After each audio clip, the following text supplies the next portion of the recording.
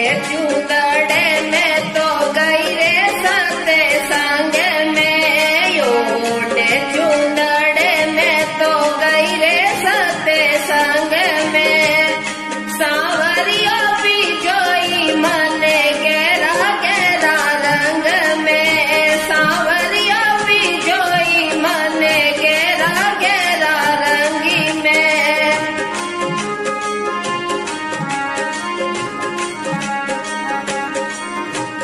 सोच रही मन में समझ रही दिल में, सोच रही मन में समझ रही दिल में।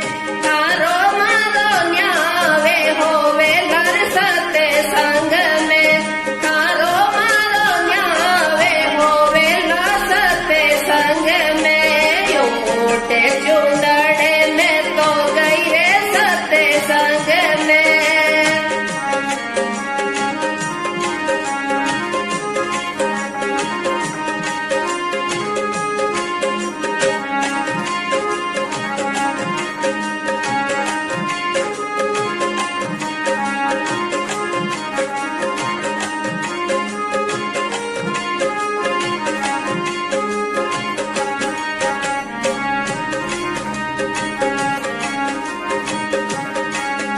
सतेरी संगते माये सांवरियो बिराजे, सतेरी संगते माये सांवरियो बिराजे। करे करे दर्शन होई रे मगध में, करी करी दर्शन होई रे मगध में। सोच रही मन में समझ रही दिल में, सोच रही मन में समझ रही दिल में।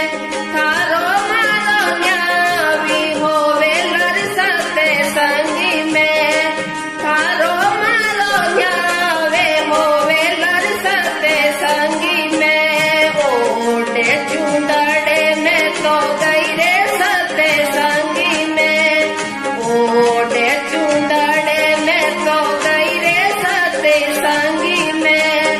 सांवरिया बिजोई मन गहरा गहरा रंगी में, सांवरिया बिजोई मन गहरा गहरा रंगी में।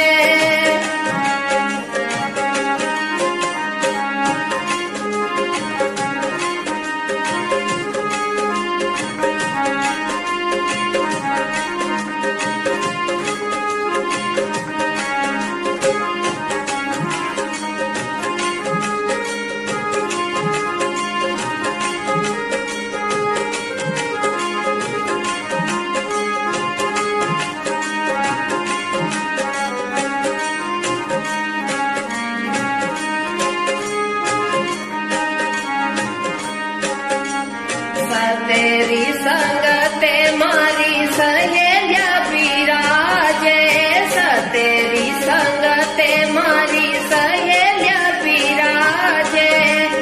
गाय गाय हरि गुण होई रे मगधी में, गाय गाय हरि गुण होई रे मगधी में। सोच रही मन में समझ रही दिल में, सोच रही मन में समझ रही दिल में।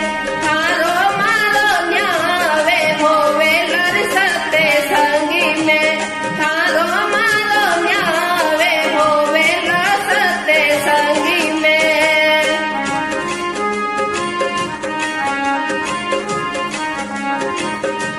ओटे चूदड़े में तो गई रे सते संगी में, ओटे चूदड़े में तो गई रे सते संगी में। सांवरिया बिजोई मन गहरा गहरा रंगी में, सांवरिया बिजोई मन गहरा गहरा रंगी में। सोच रही मन में समझ रही दिल में, सोच रही मन में समझ रही दिल में। थारो मारो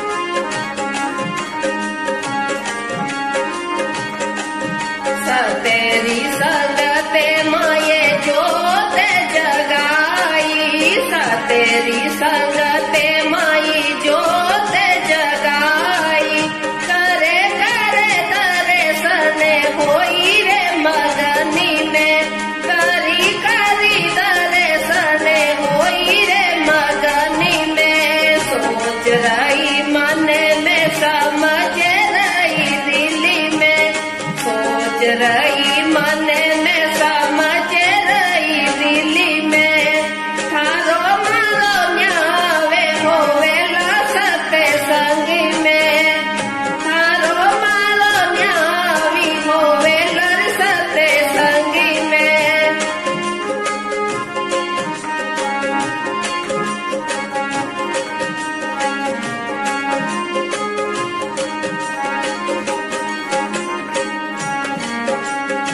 ओटे चुंदड़े में तो गई रे सते संगी में ओटे चुंदड़े में तो गई रे सते संगी में सावरिया बिजोई मने गेरा गेरा रंगी में गिरधारी बिजोई मने गेरा गेरा रंगी में सोच रही मन में समझ रही दिल्ली में सोच रही मन में समझ रही दिल्ली में थारो मारो न्यावे होवे लर सते संगी में थारो मारो न्यावे होवे लर सते संगी में